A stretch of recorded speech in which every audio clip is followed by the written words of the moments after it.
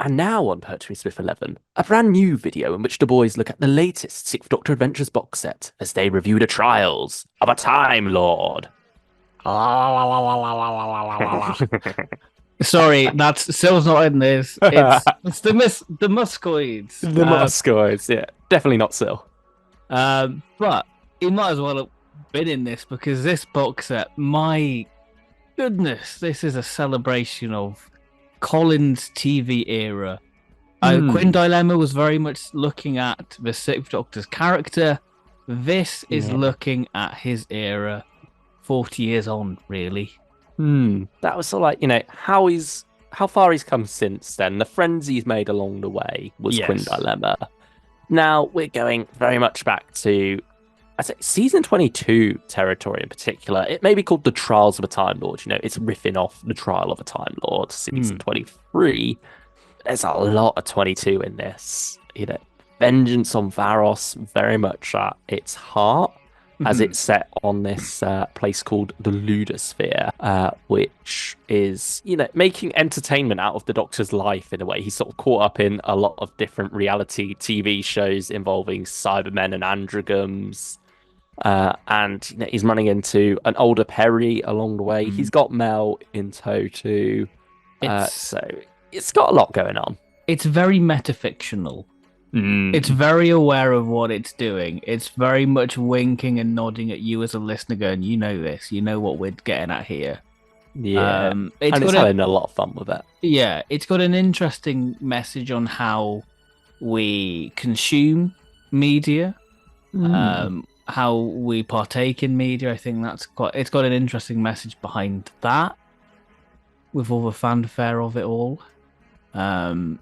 How I guess we've sort of become numb to it because you have all these grim things happening, going on. But yeah, so taking those original ideas they had in Vengeance on Varos on video nasties and such, and where entertainment could be going if we're not careful, and it's extrapolating that to a 21st century perspective while still being very 80s in its aesthetic, I suppose. But it's got quite a few things like AI and such, and algorithms, and how entertainment has been shaped by things like that. Well, and you look at Netflix. It's a warning of it. Yeah. How they cancel stuff instantly. This is very much like that. If something isn't right and the light is starting to dim, things are a bit shaky for the Muscoids here.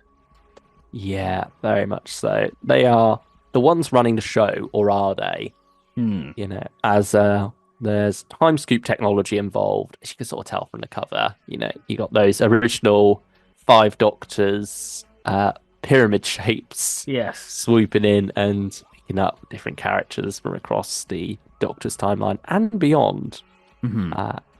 And so with that, they're putting together a show of epic proportions with the Doctor as its star, which is an interesting concept, and I think one that certainly bodes well for a 40th anniversary concept. It's the greatest hits collection for the Sixth Doctor, tackled by 3 writers. Interestingly enough, it's one long 6-parter. It's not like Trial of a Time Lord was, where despite it being a 14-parter, it was also 3 4-parters and a 2-parter.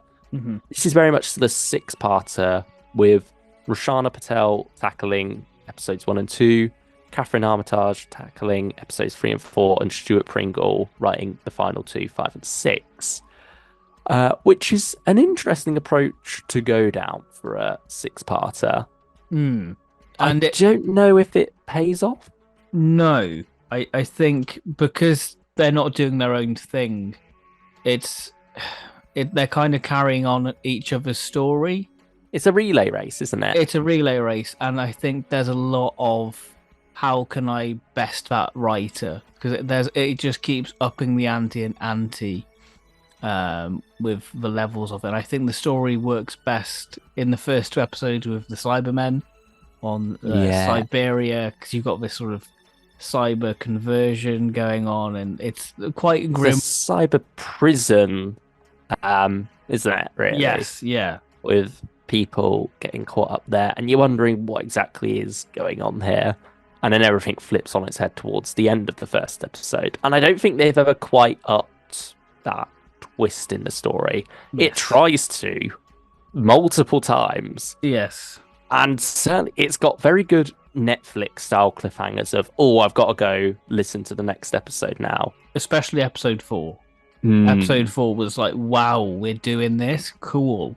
But it does Yeah. nothing with that thing. Yeah, it sort of throws things at you for the, oh, wow, they're doing that. And then they don't do much with that. Yeah. I mean, one character who I particularly enjoyed listening to was Brot Zakuzen, Mm. who, you know, was a very fascinating character early on as this like presenter of the Ludosphere. Then he Yes. sort of gets lost as the story goes on. Yeah. Yeah, and I think there's quite a few ideas like that are fascinating at first, then they sort of get a bit lost. Yeah, like the rebellion that just sort of gets lost because of where the story direction goes. And it's sort of, yeah, it just gets to the point where it's twisting and turning so much that you don't know where you're at with it, and you feel like the story doesn't quite know where it's at with it either. Mm. It's not quite picked one thing and ran with it. It's just endlessly picking different things, only to then drop them again. Yeah, it's finding the next best toy and shiny thing to play with. We have Alder Perry back, or is it? This is the first time we have Alder Perry, supposedly. So this is undoing the Widow's assassin, which is a real shame. I mean, you've got the whole Perry and the Piscan paradox thing, where, you know, supposedly there are multiple Perrys. I don't know quite how that works with this, because is it that there are multiple Perrys and multiple Doctors? Mm-hmm.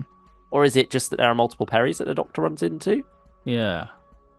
It feels weird after, particularly with the Quinn dilemma, how much that was a celebration of the Sixth Doctor on audio, to then jump to a story that sort of says, oh yeah, but those audios don't matter in a way. And I hesitate to say that because canon is a very loose thing when it comes to Doctor Who.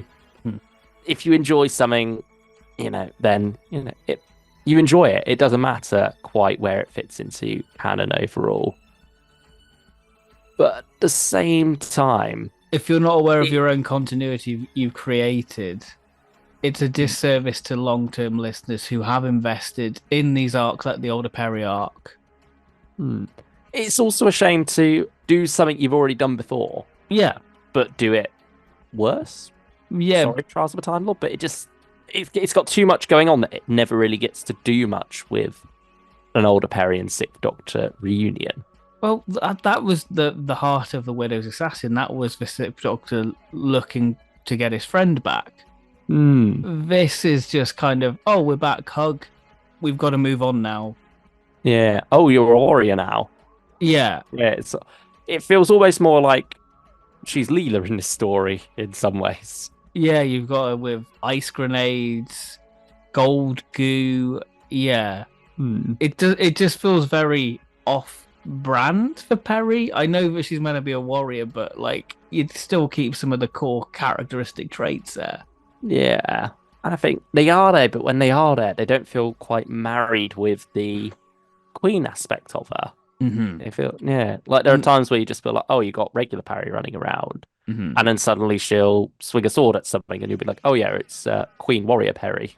And then you throw Mel in there, and then they're acting like they know each other, like they're best pals, and you're like, what? Have I missed like a box set here? Yeah.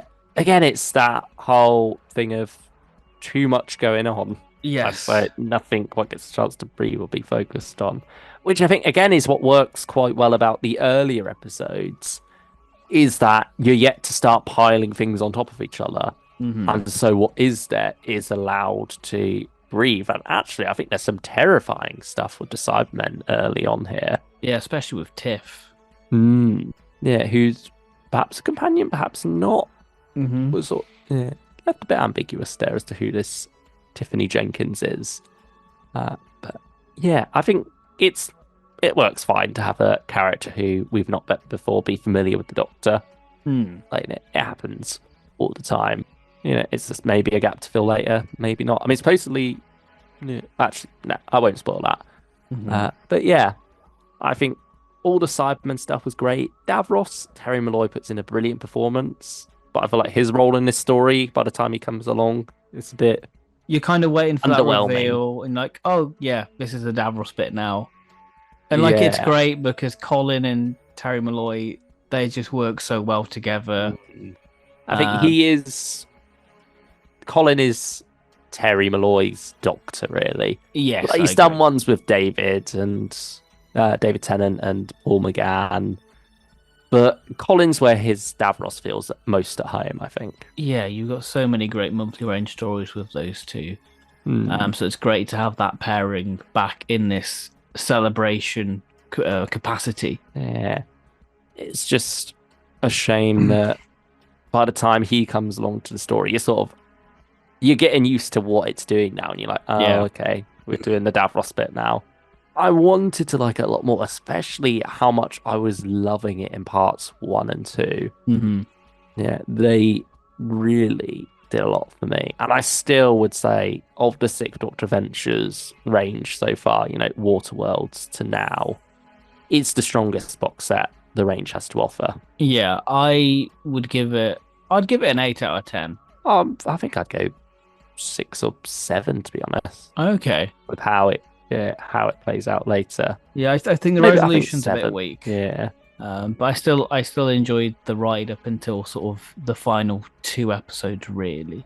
Yeah, I think you stuck with it a bit longer than I did in terms of enjoying it. I certainly saw the cracks starting to show a bit earlier, I guess. Yeah, I guess I was just a muscoid, just soaking it up, enjoying it, and then realizing, oh, I'm getting a bit overstuffed here now. Yeah. I mean, it was the Sixth Doctor story you enjoyed most in recent years in general, isn't it? Yeah, I'd say so. I mean, I enjoyed Queen of Clocks, but I think I really enjoyed Thousand Year 4, but that's brought down with everything in the Quinn dilemma.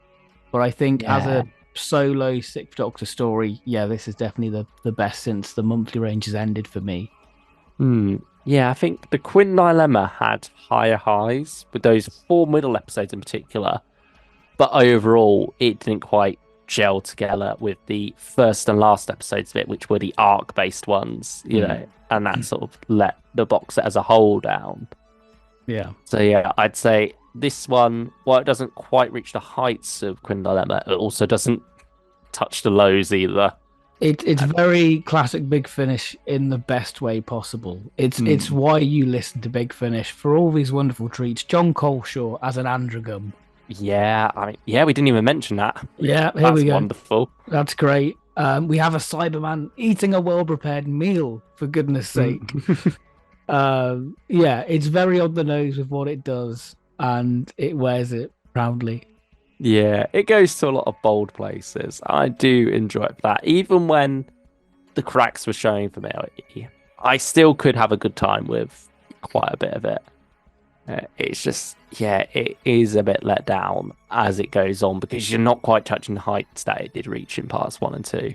Yeah, I mean, let us know your thoughts on The Trials of a Time Lord if you picked it up, or whether or not we've persuaded you to pick it up, or urged you to steer clear of it, because ultimately we're not here to sit down and say you should buy this or you shouldn't buy this. Yeah, we're here to give our thoughts and some interpretations of the story, and for you to read into that in your own manner and decide, is this something that could be for me, or is it something I should pass on? So yeah, let us know what you decided in the comments below. I mean, and there's also, it's not necessarily a pick up or don't pick up. Sometimes you can be like, oh, well, I'll save that for when it goes on sale later. Yeah. You've got options. But for now, thank you for watching, and we'll see you next time. Bye-bye.